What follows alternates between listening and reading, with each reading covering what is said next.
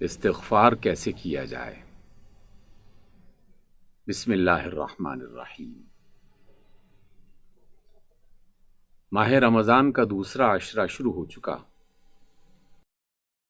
رسول اللہ صلی اللہ علیہ وسلم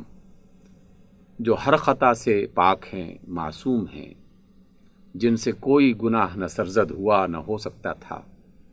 اللہ تعالیٰ کی خاص حفاظت میں آپ نے پوری حیات طیبہ بسر کی۔ اعلان نبوت سے پہلے کا سارا زمانہ اور اعلان نبوت کے بعد کا سارا زمانہ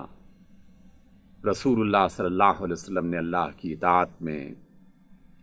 اور ایک اچھے انسان کی صورت میں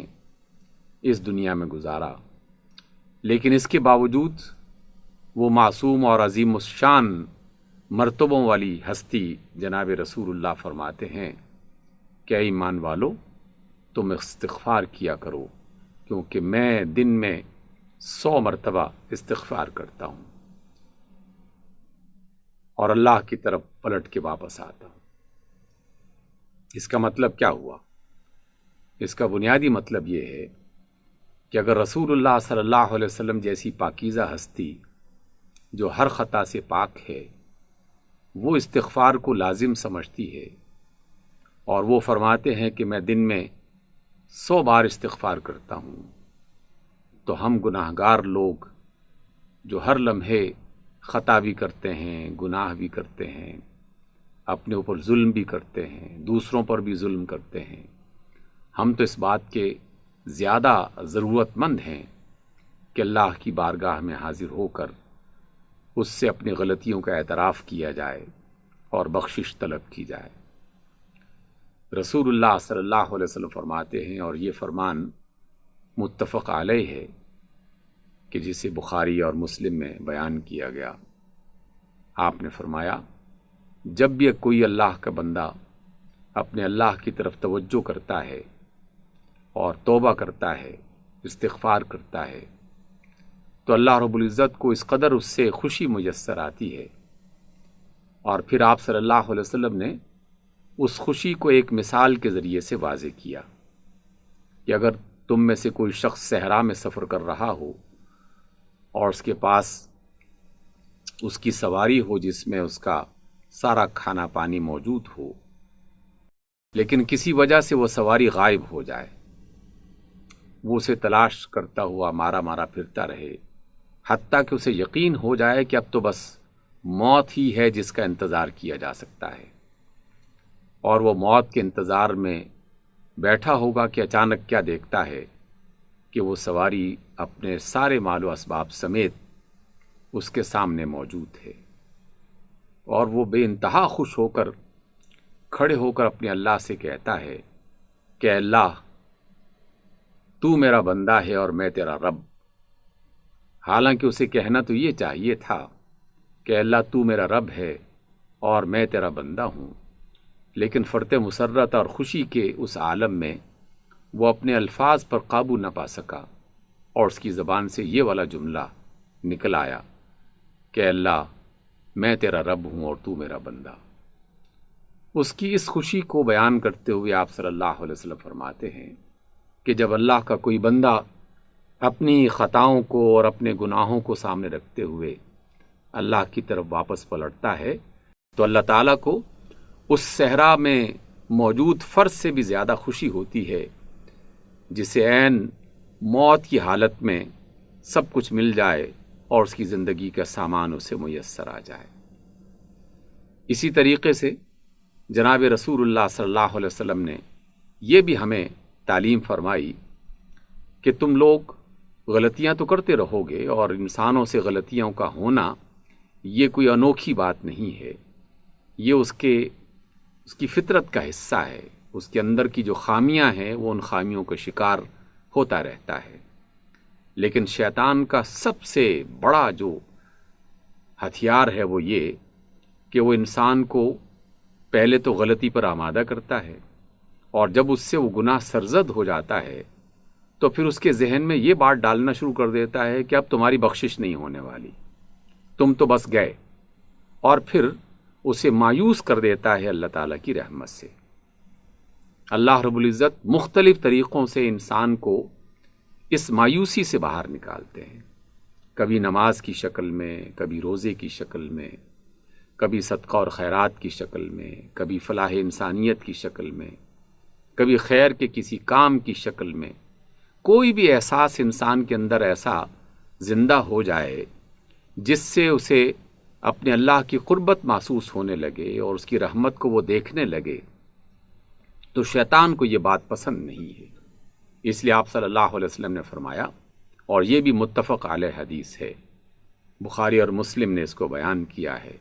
آپ فرماتے ہیں کہ جب بھی کوئی شخص غلطی کرتا ہے اور پھر وہ اپنے اللہ کو پکارتے ہوئے یہ کہتا ہے کہ اللہ میں تیرا خطا کار بندہ ہوں،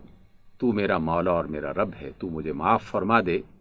تو اللہ رب العزت اس کی اس بات کو سن کر بے انتہا خوش ہوتے ہیں اور اپنے ملائکہ کے درمیان میں باقاعدہ اس بات کا ذکر کیا جاتا ہے کہ دیکھو زمین پر فلاں بندہ، اس سے غلطی ہوئی اور پھر اس نے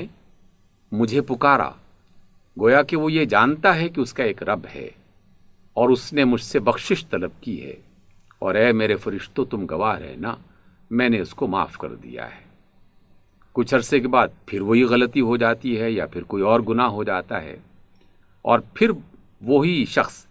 دوبارہ اپنے اللہ کی طرف واپس پلٹتا ہے اور پھر وہی کلمات کہتا ہے، وہی اپنی اس مشکل کا اظہار کرتا ہے، اپنے کیے پر ندامت کا اظہار کرتا ہے، تو رب ذوالجلال اپنے فرشتوں سے پھر وہی بات فرماتے ہیں اور کہتے ہیں کہ دیکھو فلاں بندہ زمین پر وہ گناہگار ہوا اور پھر اسے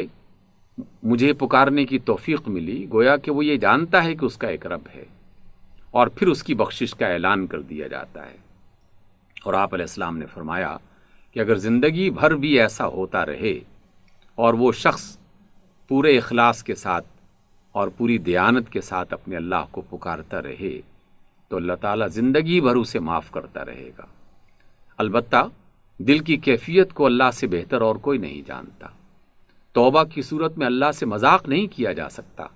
کہ میں غلطی پر غلطی کرتا چلا جاؤں اور جان بوجھ کے کرتا چلا جاؤں اور محض زبانی طور پر کچھ استغفر اللہ کے کلمات اور کچھ استغفار کے کلمات اور کچھ تسبیحات کے دانے جو ہیں وہ بکھیرتا رہوں اور یہ ظاہر کرنے کی کوشش کروں کہ میں تو استغفار کرتا ہوں، میں تو بڑا نیک آدمی ہوں۔ دل کی کیفیت کو اللہ تعالیٰ بہت خوب جانتا ہے۔ وہ کسی ایسے مذاق کرنے والے اور دکھاوا کرنے والے فرد کی توبہ کو قبول نہیں کرتا۔ ہاں، وہ شخص کہ جس سے واقعی گناہ غلطی ہوئی اور وہ سچے دل سے توبہ کرتا ہے، سچے دل سے استغفار کرتا ہے، تو رب ذوالجلال کی